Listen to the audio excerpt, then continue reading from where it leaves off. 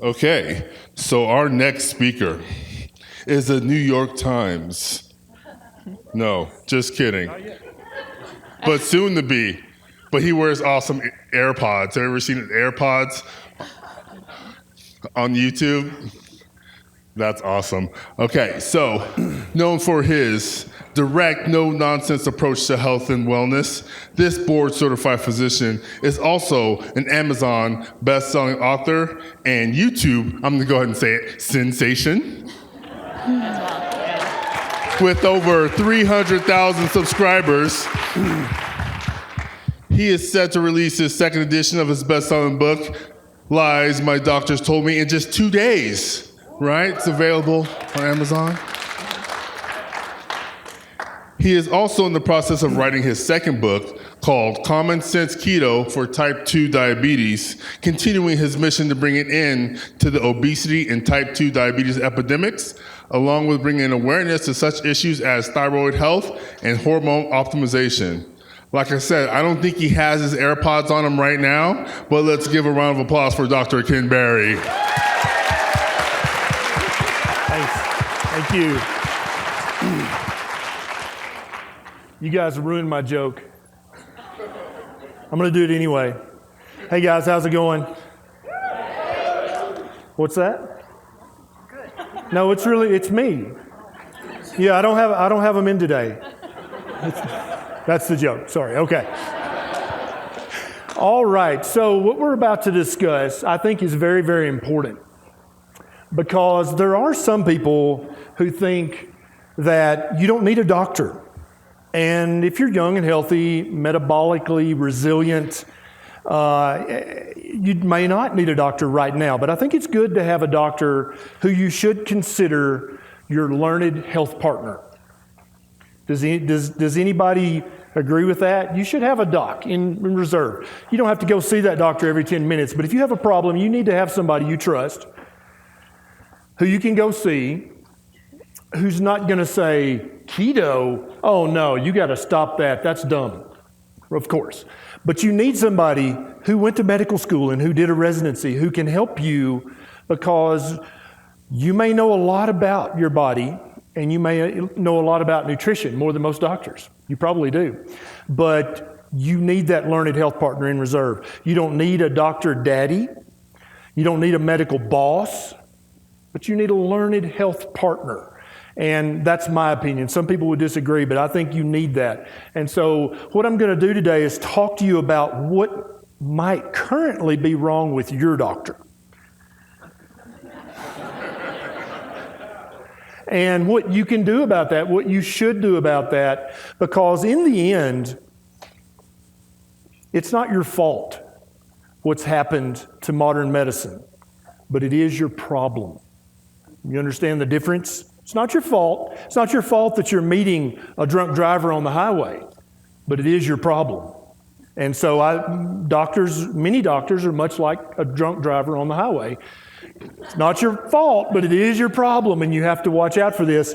So let's talk about this. So doctors have been saying stupid stuff since there were doctors, okay? Only for the last 50 or 60 years has it been eat lots of carbs and watch out for the saturated fat. That's just the latest stupidity that doctors seem to be fascinated with. And so there was a time back in the day when you would put cocaine drops on your infant's gums, because trust, it stopped the teething pain, okay? It worked like a charm. And, you know, of course, your baby's an addict after that, but they didn't know that back then. So this is an example of the stupidity that doctors become enamored with, because guess what? Doctors are just people too. They might not want you to believe that, but it's true. And so I'm going to go through all the kind of the laws of human nature and the fallacies that can trip doctors up, even your doctor. So that's it. They're just people. They put their pants on just like you do. They have insecurities. They can get haughty and full of themselves. They can get very depressed. All these things, all the things you guys experience, doctors do that too. But when they walk in that exam room with that magical necklace on, the witch doctor necklace, the stethoscope, that elevates them. That's the whole point of that. That's a facade. That's a simulacra of authority. I'm your witch doctor. I'm your medical boss. I'm your doctor daddy. You need to shut up and listen to me, okay? And sometimes, like if you've got a bone sticking out, or if you've broken your neck, you need to shut up and let the doctor in trauma take care of you. Shut up. Don't start telling them about saturated fat. That's not the time for that. Okay? But for what we're going to focus on today is for normal people walking the street, right? You haven't been in a car wreck. You haven't fallen off a building. A paint can didn't explode in your hand. You're just a regular guy, regular girl with a spouse and a job and a kid and a dog, and you're trying to stay healthy or get healthier, because that's what we're all here for. We want to increase our lifespan and our health span so that we can be kicking the soccer ball around with our great-grandkids, right? And I love it that I'm seeing young people in this room. Right? Because, when you're 50 and 60, you become exquisitely interested in this. You're like, wait a minute, whoa, wait a minute. But there are young people coming on board with keto, low carb, and fasting because there are other benefits, hundreds of benefits, many of which we've been talking about during this conference. And thanks so much to Keto Chow for putting this on. This is an amazing conference.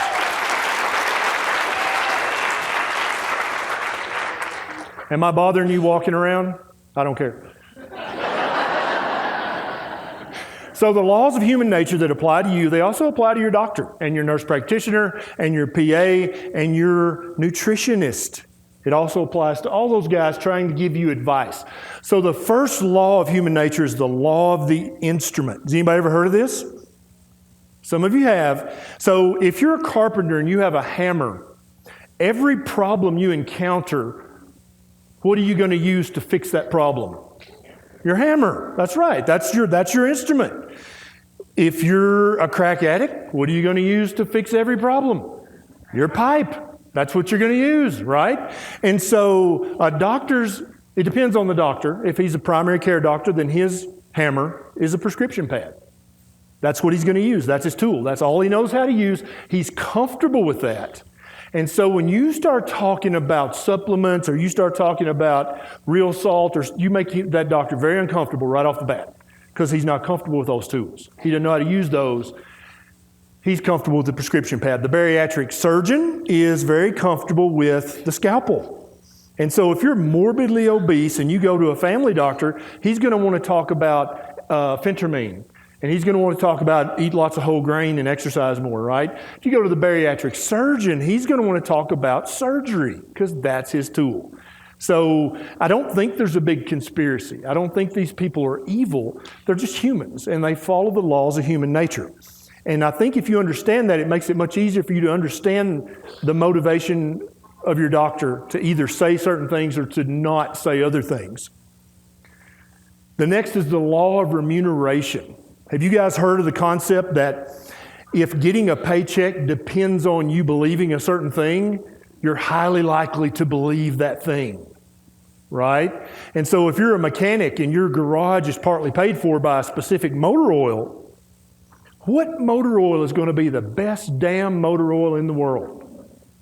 Duh, right? That's the law of remuneration. And so doctors are very concerned about the bottom line. They want to pay the electric bill. They want to pay the staff. They want to have enough money left over to take home to Mama Cat so she doesn't get upset, right? And so money's important. And so if you have a fear of, I'm not going to have any patients if I start this keto thing, or the medical board is going to come see me if I talk about this keto thing out loud, then the law of remuneration comes into play. And that's very concerning for many doctors. Who knows who that is? Who's that? Was this guy a medical doctor? So many people think he was, right? Because he's got what on? What's that thing he's wearing right there? This witch doctor thing. So he's a doctor. You better listen to him, right? I think he was a fish biologist. Is that right? Yeah. So Dr. Ansel Keys, and he used this law of authority. He was excellent at using this. He could walk into a room and you're like, ooh, that's the guy right there. He knows what he's talking about. because he walked and talked this law of authority. And so we tend to look up to people who wear white coats and that magical witch doctor necklace, even if they don't know what the heck they're talking about, which they often don't when it comes to the care and feeding of human beings. They don't know. But this law applies to them just like you. So when you go to the mechanic's garage, he's the authority in that situation, right? And if he says, well, you need a new motor and a new transmission, and I'll be happy to do that for you, you just blindly believe him, right?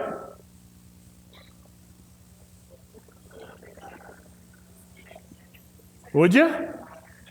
Would you?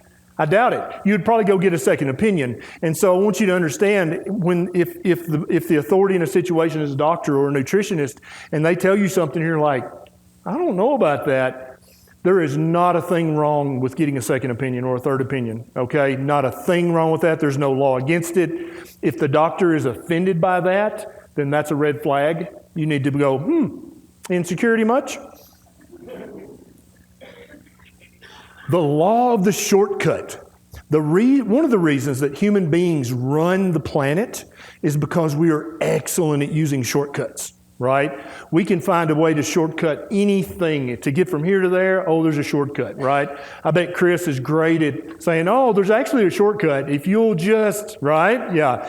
So, that's a good thing. But the problem is we can also misuse this law, can't we?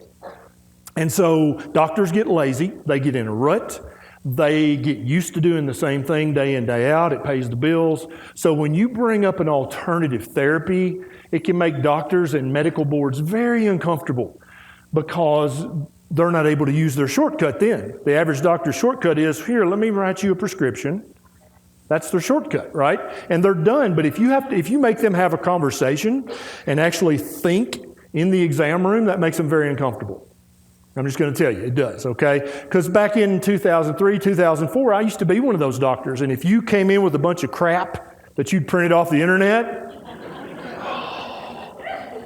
there goes my shortcut. I'll be here for 20 minutes talking to this woman about whatever, right? So that is another thing that makes doctors very uncomfortable, and that you may sense that if you bring in a lot of stuff printed out. And I think that's another red flag, Cindy, don't you agree? If your doctor gets upset because you've been reading on the internet, that's a red flag. Yeah, because your doctor should be happy that you're so concerned about your health, that you took the time to do that. I think that's a great sign that you're actually very motivated to do what's best for yourself, but a bad doctor won't see it that way. A bad doctor will be offended by that. Like, well, if you don't want my opinion, you can just go ask Dr. Google. I think you should ask Dr. Google and learn as much as you can, then take that to your learned health partner for discussion. That sounds like a good plan to me. Now, let's talk about correlation.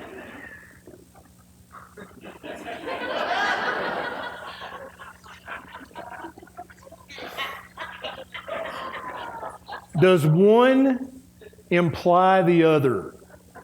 Does this cause this or not? Some people would say yes, I say no. So what if I told you this is the graph from 1999 to 2009 of the amount of saturated fat eaten and the incidence of heart attack? Do you see how these numbers, you see that? They're very tightly correlated, aren't they? You're like, whoa, that looks very impressive. One of those things had to cause the other. Otherwise, they wouldn't track like that. And remember, doctors are people too. So when doctors see a drug-funded study that shows this kind of thing, they're like, dang, that's pretty impressive. One must cause the other. Problem is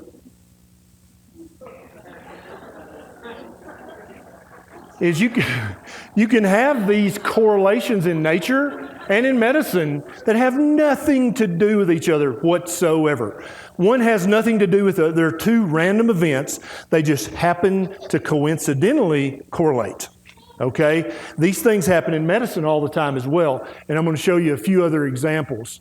But this is absolutely true. You can plot these numbers, and Nicolas Cage is a very dangerous man if you have a home swimming pool. Per capita cheese consumption and people who die from becoming tangled in their bed sheets.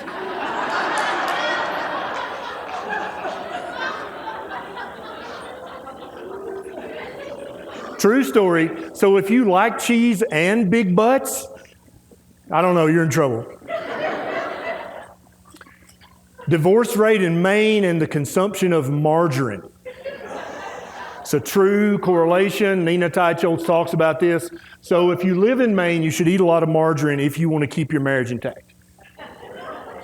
One does not cause the other, but do you see that correlation? I mean, if you were a doctor and a drug rep walked into your office and showed you this, you'd be like, all right, got it. Yeah, you're right. But these have nothing to do with each other whatsoever. You guys know that correlation does not prove causation. This is the problem with epidemiological studies, with all the nutrition studies, with all those things that look like they show causation. Because here's the problem. This is not even correlation. These are two completely random things. This doesn't even prove correlation. And that's why you gotta at least know enough about these studies to know that just because there's a pretty curve, it doesn't prove a thing. Now look at this. Age of Miss America correlates with murders by steam, hot vapors, and hot objects. I don't even know.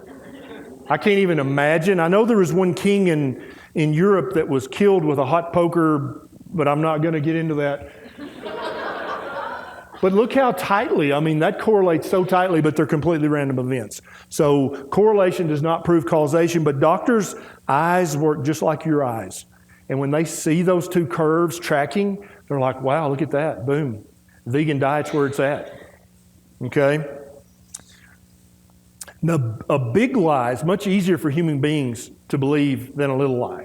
And so if your hairdresser tells you you should eat more whole grain, you're like, what does she know?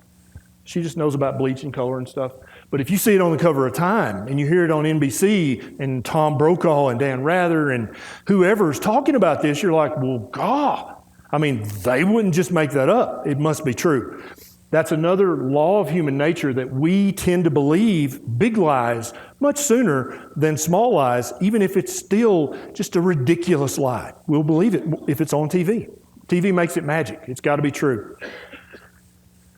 Now, the echo of the lie. I talked about the hairdresser earlier. So, if a doctor in his office tells you that elevated total cholesterol is a risk factor for heart attack and stroke, he's at least 10 years behind on his reading. He is literally ignorant at that point. He just revealed his ignorance, okay? But the problem with the echo of the lie is that his nurses don't read the medical journals. And his wife and his mama and the neighbor across the street, they don't read medical journals. So they don't know. So they're still telling that lie out in the community. And so when you have Time magazine saying something, and then your doctor said something, he said it 10, 12, 15 years ago, but you still kind of remember that. And so when your mom says, oh my gosh, your total cholesterol's up, that's the echo of the lie. And it can echo through society for decades, and it'd be completely false. That's very common. And so just because you hear something, you guys know better than to believe it. But that's called the echo of the lie. So this is a true story. They used to get doctors they used to feel completely comfortable recommending a particular brand of cigarettes. They didn't worry about their medical board coming to get them. They didn't worry about their patients shunning them because they recommended cigarettes. This is fine. That doctor was lucky to get the endorsement fee. Okay? So here's how this works. So if I'm a researcher like Ben Bickman, and I do a research study of filtered cigarettes versus non-filtered, and I find that people are 10% less likely to get lung cancer if they smoke filtered cigarettes. Okay, I found something. I do my p-value. It looks significant. I'm going to publish that. Then the media gets a hold of that, and they say that unfiltered cigarettes are less bad? They don't say it that way, do they? They're like, ooh, filtered cigarettes are better than unfiltered. And then when you read about it in Time magazine, it says, filtered cigarettes are safe. Is that what the original researcher even was trying to, that's not even what he was talking about. But as it goes through society like that, that's what you wind up with. Oh, filtered cigarettes are fine. They're good for you. They're not bad at all. That's a big problem, okay? Then repetition. After you've heard a lie so many times, it's human nature to just believe it. Even if it's complete bunk, we'll tend to believe it. Now, standard of care. A lot of people, if you're not in the medical community, you don't understand this. There are standards of care relating to the big medical, like the American Medical Association, the American Heart Association, but there's also this thing called community standard of care, okay? And so even to this day, if every member of a community in a small town, like every doctor still believed in bleeding you with leeches, and you were the one doctor in town that said, that's stupid, why are you doing that? You could literally be investigated by your medical board, even to this day, because you're not upholding the community standard of care. I know, you're like, wait, what? Absolutely true. And so many doctors, even though them and their spouse may be doing keto, they're not going to ever speak that word to their patients because they're afraid of standard of care biting them in the butt, okay? It's a very big deal for doctors because having a medical license is a privilege. You know the difference between a privilege and a right? A right can't be taken away from you unless you commit a felony. A privilege can be taken away from you in a whim. And so if there's 3 members of a 5-member medical board that just don't like you, you can lose that privilege just like that. And it can take years and tens of thousands of dollars to get it back. So that's why doctors are very cautious. They're very risk averse. They do not want to take that chance. So they just keep their head down. They use the tool that they're familiar with, and everything's going to be fine. Because you think any doctor's ever gotten in trouble for putting every single patient they have on a statin? Never. No. Exactly right. Exactly.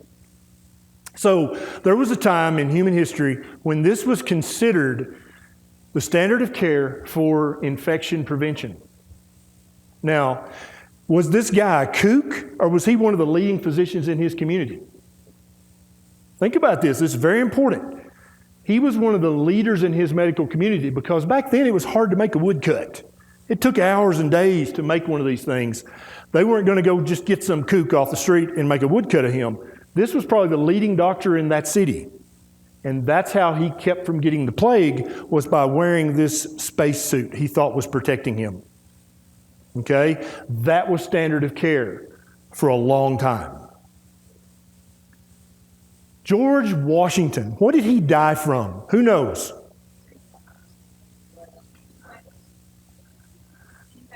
You hear infection. I bet Dr. Nally knows what he died of. You know? Nope.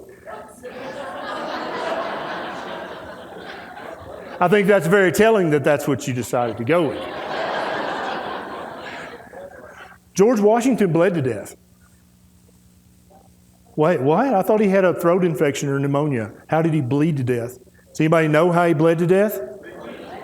His doctors killed him. For 1,000 years, bleeding was considered standard of care. There were 4 humors, and this was way before they understood germs, bacteria, viruses, any of that. There was black bile, green bile, phlegm, and blood. That was the 4 things that humans were made up of. And now we think, well, that sounds stupid and childish. This was standard of care. You see this guy right here? He was the man. This was the president. You don't think this was the best doctor they could find? They drained 80 ounces of blood over a 12-hour period because they believed that blood caused inflammation. And he had inflammation in his throat. He could barely take a breath. So they're going to bleed the inflammation out. That was standard of care. If let's just say that was me, and I was like, what the hell? You're going to do what? Let me get my earbuds. Hang on one second. No, what? I would have been run out of town on a rail. I would have lost my medical license. I would have been shunned by the medical community. I would have been just considered a moron. Incompetent. I would have been incompetent, okay? Look how he's standing. Look at him.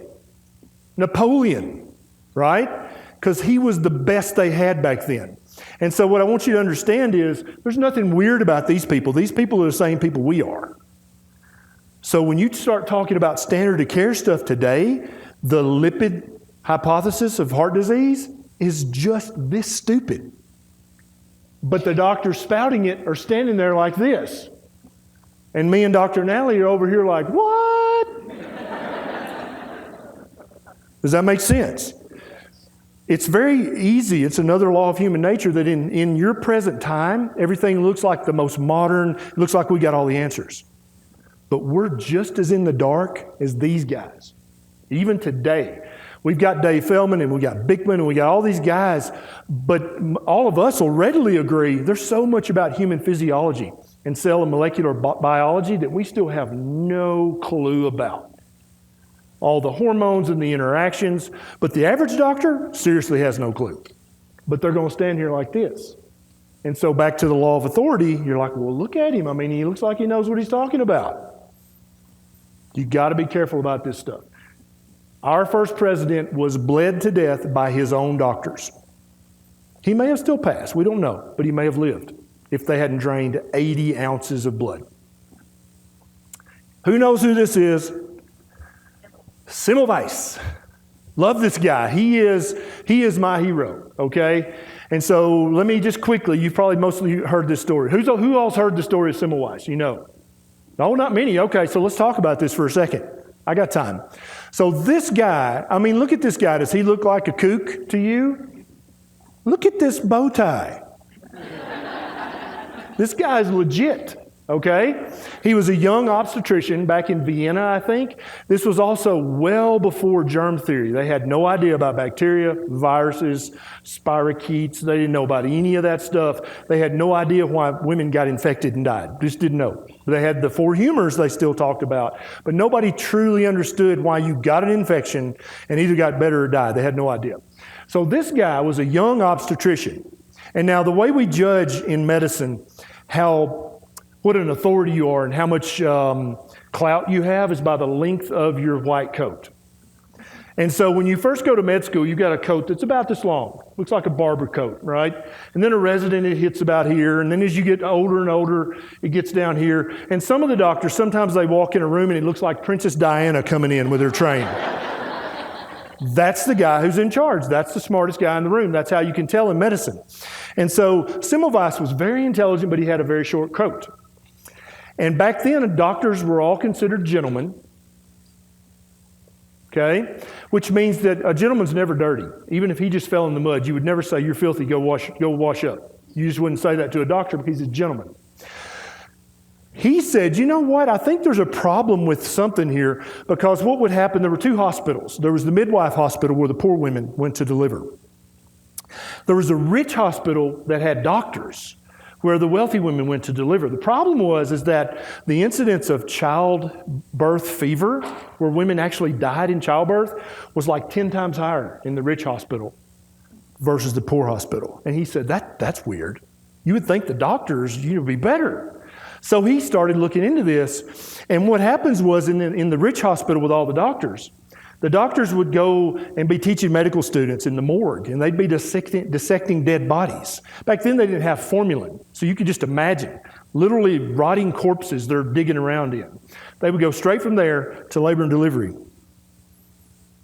True story, not joking. This was standard of care, and they would deliver the baby with forceps, whatever they had to do, and then the women would start to have a fever. They would get sicker, and die.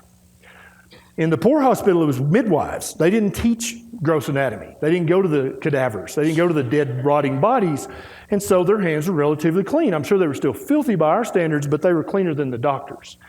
This guy said, you know what? We should wash our hands in this little carbolic acid solution after we've been digging around in the corpses and then deliver the babies. And when he actually did that, did a study, good study, and the incidence of childbirth fever dropped by 97%.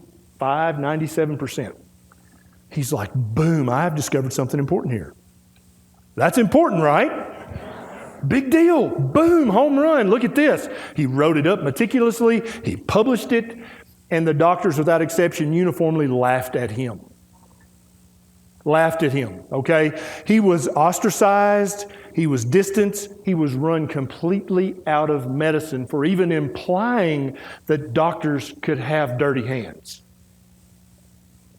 He was committed to a medical institution. During the intake at the mental institution, he was beat up by the orderlies, got some cuts and bruises, got infected, probably with the same exact bacteria that was infecting the women. and died in his cell a few days later. Now, this is a stunning story. This guy was right. He was absolutely right. This guy arguably has saved more women's lives than any other human on the planet. It took 70 years before somebody found his paper he'd written up smoldering on some shelf and said, "That's an interesting idea. Let's try that." And then it caught on 70 years later. How many women died? How many women died in 70 years? You see my point? That's why I'm up here. That's why Dr. Nally's up here. That's why we're all up here, is we don't want you and your mama and your daddy and your grandparents and your kids to have to wait 70 years with all the deaths and the kidney failure and the blindness and the loss of limbs that's going to come in those 70 years if we don't change this. That's why we're here. Because this guy was right. Very poignant. What's that?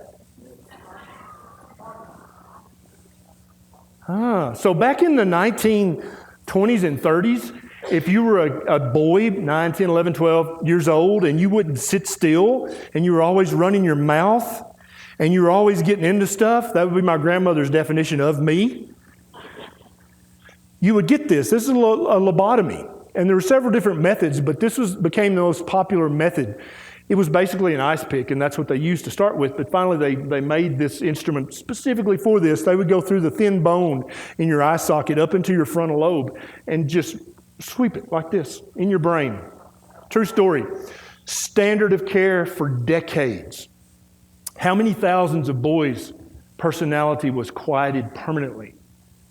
Literally, their light of consciousness was put out. Most of them didn't die. Most of them lived. Few died. Most of them lived, but they were a vegetable. They were just like just a zombie for the rest of their life. That was standard of care.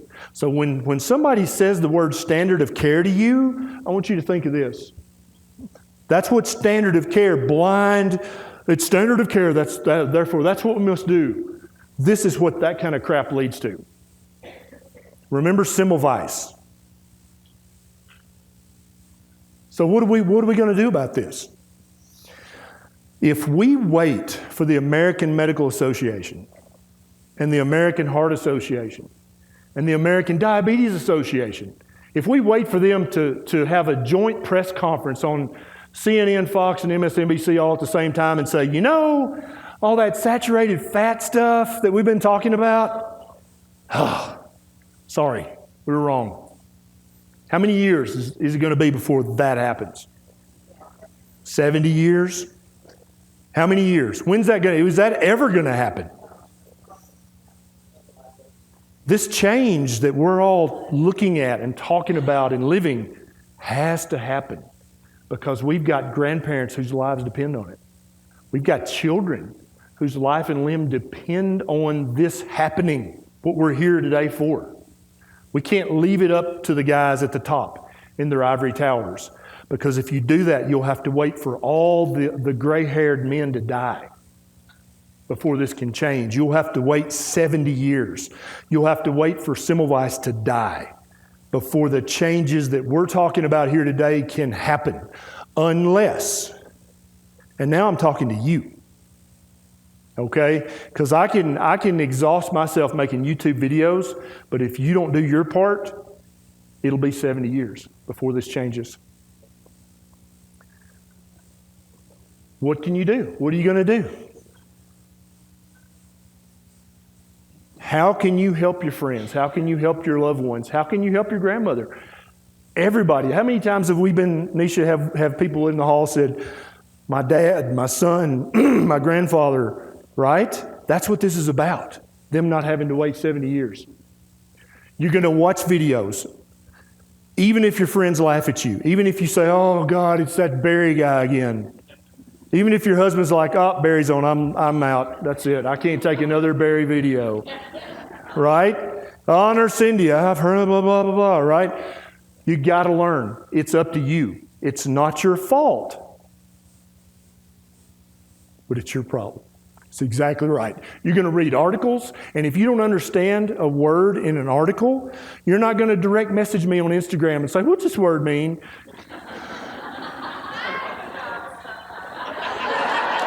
Right? You're going to Google it, because every word in the universe is now defined. You can see the definition of a word and how it's used in 10 seconds with this new thing they got called Google.com. You're going to go to conferences just like this. You're here. You guys, I don't think you realize what a vanguard you are. You are the spear of the resistance that's going to keep it from taking 70 years for this to happen. You're going to talk to your doctor about this. Now, some of you, if you enjoy confrontation, and some of you do, don't you? Yeah. You're going to be like, I'm eating keto. Come at me, bro. Got my salt right here in my pocket. What about that?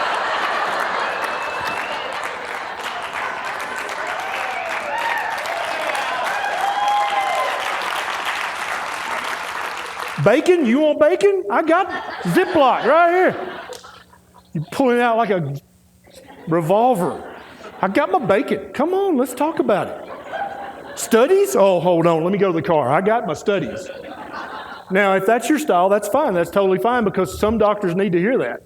They need you in their face going, based on what? Why? Based on what research? Those are the most beautiful questions in the world for somebody like me and Nally. Based on what?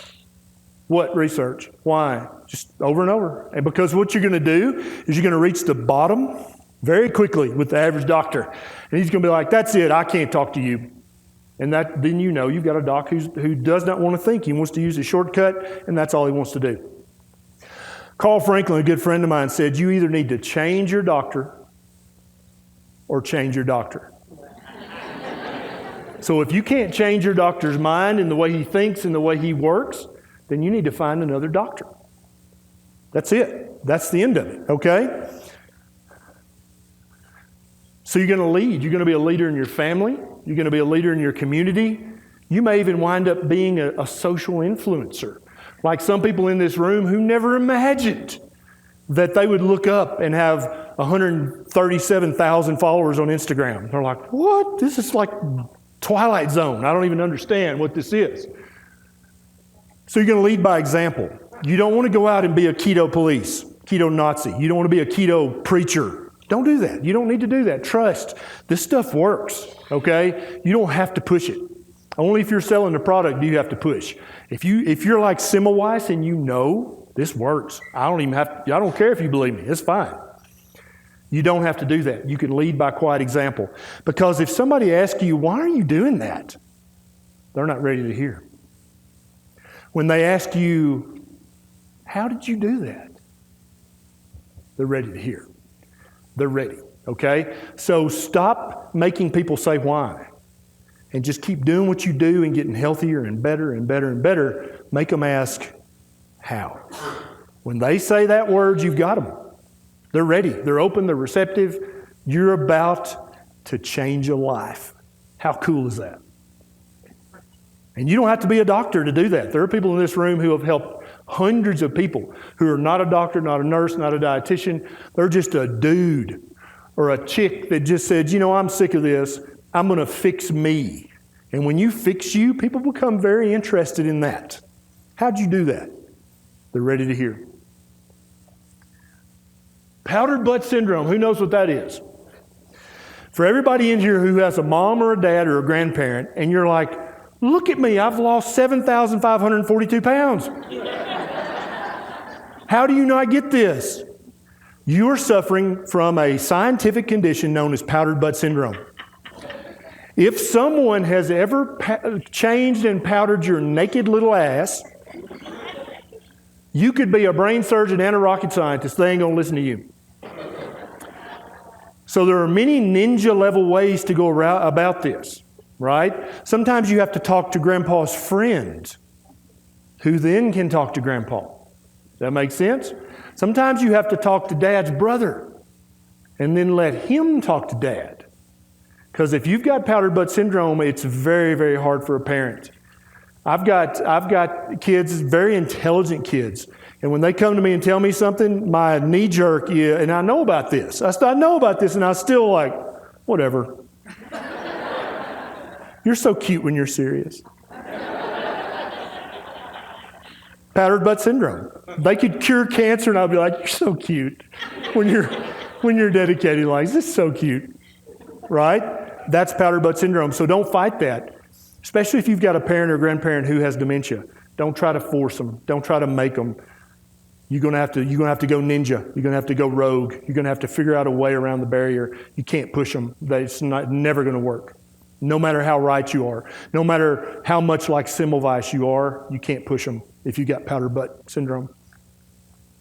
Share. That's your superpower. You guys are all X-Men in here. Your superpower is sharing. Avengers, sorry. How many people in this room initially heard about keto low carb fasting from something that a friend shared on social media? How many? No, I don't believe you. How many?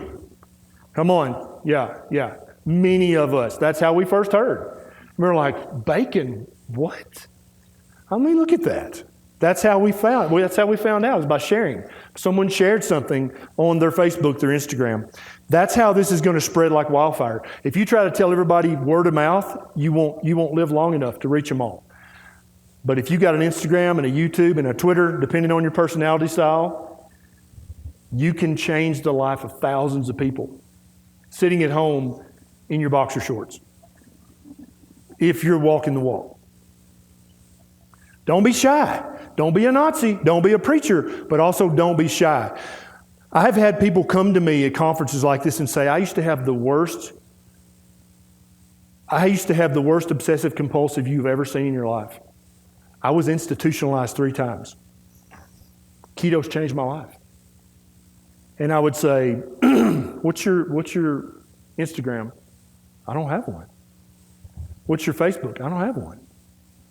I'm like, do you not think there are other people out there who need to hear your story?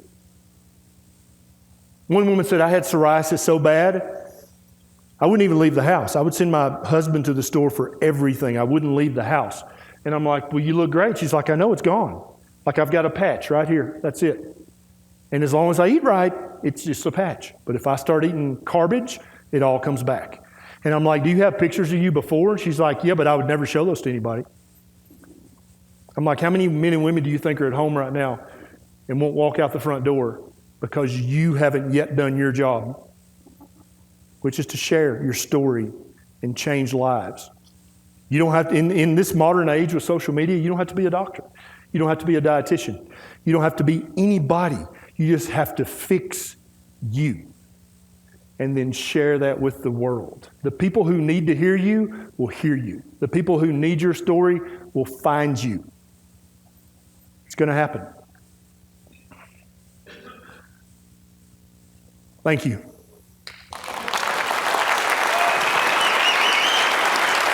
Thank you, Dr. Berry.